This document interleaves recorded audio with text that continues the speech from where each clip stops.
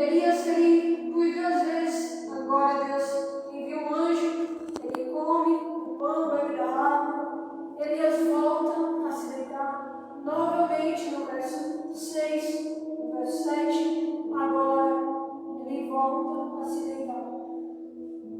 Um dos sinais de isolamento, o qual não é para buscar Deus, não é para você se edificar, mas sim colocado por alguma situação, é isso.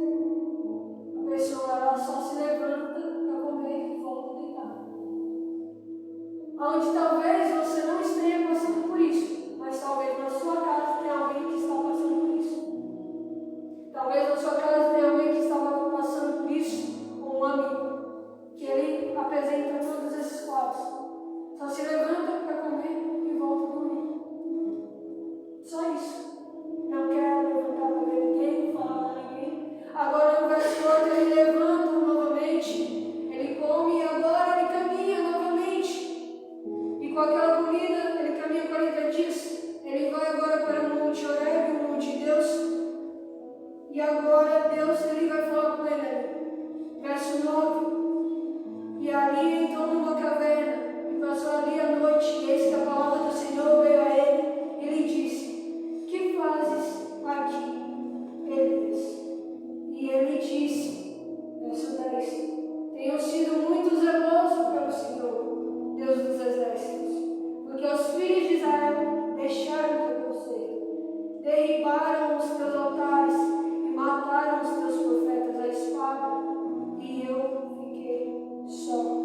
E buscam a minha vida para me tirar. E ele disse: sai para fora e ponte neste monte perante a face do Senhor. E eis que passava o Senhor, como também um grande e forte vento, que fendia os montes e quebrava as penhas diante da face do Senhor. Porém o Senhor não estava no vento, e depois do vento um terremoto. Também o Senhor não estava no terremoto.